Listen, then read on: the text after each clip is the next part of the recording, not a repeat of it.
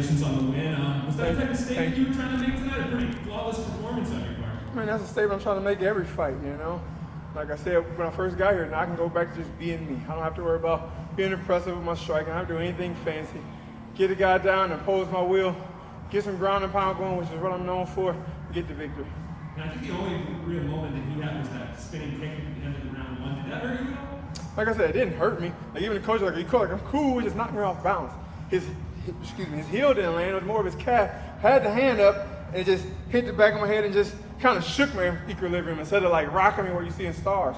Like I seen everything, it just like shook my head so I was off. And by the time I turned, he was blitzing. It was just like, just keep your hands up and just stay calm. At the end of the second round, you got him down, you got him in mount, you almost finished him. Third round, same thing, got him down, landed a lot of ground and pound. Were you surprised that it wasn't stopped sooner, or did you feel like he was doing enough to make the referee stay away? I mean, just like the ref told us in the back, he's going to give him a chance. We're fighters. I'm going to give him a chance to fight back. Some refs would have stopped it early when I started landing those elbows at first, but he was still turning and defending. He wasn't completely flat out of the game yet. So I completely understand. He let it keep going. But I knew once I got him to the point, belly down with my hook seeing my cup in his spine, it's going to be hard for him to move and just keep hitting him. They got to stop it soon. And the advantage of fighting in the second quarterfinal bout is you know who your opponent's going to be. Ryan Bader. You guys had some cordial back and forth inside the cage. What do you think of the matchup with him? I love the matchup. I love the matchup with anybody in this tournament. I love the matchup with any 205 in the world because I know how good I am. And I'm just going to show the rest of the world that. So me and Bader, we got history from training together. And like I said, one person knows. He knows. So we're just going to find out in July when we match up. One man got to go out there and make the statement on TV. And so it's safe to say, from your past experience and dealing with him, you feel pretty comfortable in your abilities? I mean, like I said, I feel comfortable in my abilities against anybody you put me in there with. But it's the fact, like, he knows. Like I said, I went out and helped him out after my first UFC fight. Then we started working together because we was both in the UFC, so he didn't want to work with me anymore. Then he went to Bellator, and I came back. But then I had like 3 or 4 years in the UFC, and I got even better. And then I didn't hear from him again after that. So it's kind of like, why we just stop working? Every time I start coming to train with you, I don't hear from you no more. So you know how it goes.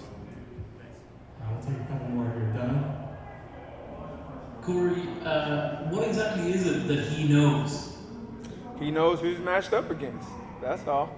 Like I said, I ain't one of them dudes gonna put the film out there on Instagram and shit like that, because that ain't a good sport. But at the same time, he knows, we know, they know it's gonna be a tough match. He's gotten better, I've gotten better. He knows it's gonna be a war. It's not like he's gonna go in there and take me down like he do all these other guys, because he knows.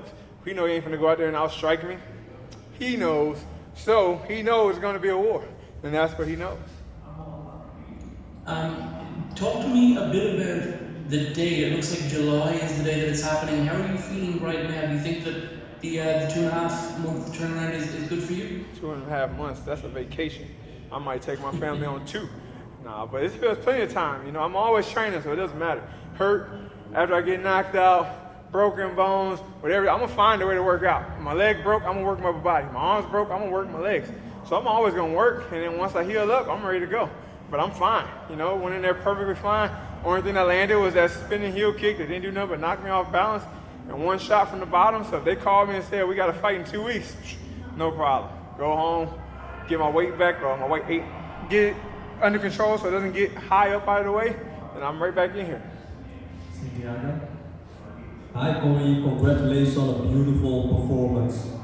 Was the fight against Melvin Manhoef a good Bellator warm-up for you before entering this tournament? I mean, the fight against Melvin Manhoef was a good matchup for this opponent. As like a warm-up fight for anybody else in the tournament, if I were to match up against anybody else, it would have just been another fight, you know. But Melvin and this guy, they were similar. Yags was probably an inch or two taller than Manhoef, but I knew they both were going to wait for me to come in and throw one big shot. So it's pretty much we're going to go out there and do exactly what we did against Manhoef with him. And we knew that spinning heel kick would come, but like I told my coaches, his spinning heel kick and his overhand right came a lot faster than we expected, so I couldn't adjust to it fast enough. The semifinals are in July, the big final is in October. Do you like it that there's a good pace in this tournament? You got to say it again. I kind of lost what you said in the middle.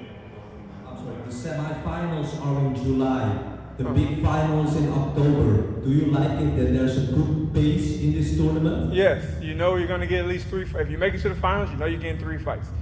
In the year, you know, the fact you're not waiting around wondering when are we going to match up the next fight. It's you already know what you got to do. So if I'm going to start camp 8 weeks out, okay, so I got a few weeks to go ahead and relax, binge eat some chicken wings, some sushi, have a couple drinks, you know, kick it with the friends. And that 8 weeks is getting back in because we don't have time to get out of shape and get lazy and lose focus of the tournament. And I love the fact that you have to stay on course. And you're going to know in the tournament the guy that took too much time off. Because when you come in next round, is he going to be as in shape? Is his weight cut going to go as well? He's going to be as sharp. The guys that are going to stay consistent to the game plan are the ones that are going to show up and usually make it to the finals and do well. The one that slacks off, well, you SOL. 1 or 2 more, Jay. Corey, congrats on the win tonight. Given Ryan's profile in Bellator as a former double champ, still the current heavyweight champ, is this a matchup that you've kind of thought about ever since arriving in Bellator? Is this something that was on your radar? I mean, this was a matchup I thought about when he was in the UFC. Like I said, after my first time working with him, I knew where I deleted or where I landed in the rankings before I was even ranked working with him. So it was always like, one day this match is going to come up and I'm going to be excited for it. Then he left. And I was like, all right, we won't get that chance. Now I'm here, and the chance is going to come again. So 100%, I'm excited to see what's going to happen. On the opposite side of the bracket, obviously the main event goes tonight for the title. You've got Yoel Romero and Anthony Johnson down the line. Do you have anyone that you're rooting for in particular in that, or does it even matter to you? I mean, on that side of the bracket, I'm going for my boy Rumble, you know. When I first got in the UFC, when I fought Jan Blachowicz on like 5 weeks notice, whatever, the first time I beat him, Anthony came up to me after and we kicked it in Vegas and he was schooling me on a lot of things of the game. And ever since then, we've been, like, we see each other at like events or at fights, or if I'm in Vegas, he in Vegas, whatever. We link up, we hang out, and like he's, like I said, people that teach me game on different things that I don't know, I always got respect for him. You know, as for Yo, nothing against him, nothing against Nimkov. Phil, I like Phil too, but the fact that Rumble is Rumble, I would love to get that fight against Rumble because he's Rumble, to go out there and prove myself. And the fact like he looked out for me early in the game and we talk still occasionally now, of course I want him to win. I would love to match up against him in the finals. Last one, Sam. Hey Corey, congratulations on a super impressive victory tonight. In the lead to this fight, you're talking both about your mindset and some of the mistakes that you made in previous fights, coming in with a chip on your shoulder, perhaps being too angry. Talk about how that mindset has changed as you transition to Bellator and how important that's been for your success so far in Bellator. The biggest thing that caused a change is children. You know, when I seen my kids be born, my first son, CJ, when he was born, I was like, all right, I want to be here with my health and my mindset and be able to play with my son. I want to teach him some things. I don't want him to see his father coming home beat up, bangled up, and then he's wondering what happened to daddy. Daddy got a boo-boo. And then now I got another child. My little girl was just born 4 or 5 weeks ago. And it was really like, now we really got to be serious. We got to go out there. We can't make no mistakes. The mindset got to be bulletproof. We're going to train all camp like this. The person I'm going against is my opponent. I'm not going to hurt him, but I got to think about being sharp. I got to keep my eyes on. I got to be aware of everything he does and make sure no mistakes happen today. So when I get into that cage, the same thing is going to go. Go out there, no mistakes, crisp, solid performance. You know, and then coming into Bellator, it was kind of like, at the same time, all this stuff was happening. My wife was pregnant when I signed with Bellator. And it was like, okay. And my wife said, at first it was tough to leave because we always had to go of the UFC belt. Then we got here and it's like, all right, new beginnings. So now we get to start all the way over, and all the goals that we set and all the things we said we want to do better. So we got a life for the children, make as much money as we can, have our health. We can do it in a new organization, start fresh with no bad blood with the promotion, the organization, or the president. So putting all those things, or those two things together and just being here now, it's amazing. I just love it. Every time I step in the cage, I go to the gym, I go there with a smile on my face and no animosity. Because before the UFC, it was always, I was tweeting something, I was calling my manager, I was trying to get a hold of Dana or somebody to figure out what's going on. Why is this happening? And as for this, I haven't had to reach out to Scott. One time I reach out to Kogan is if I got a question about something for fight week. I reach out to Victoria, and all the people here are just wonderful to work with. It's just amazing. I just love everything about it. It helps my mindset stay clear and focused because I'm always happy while I'm here.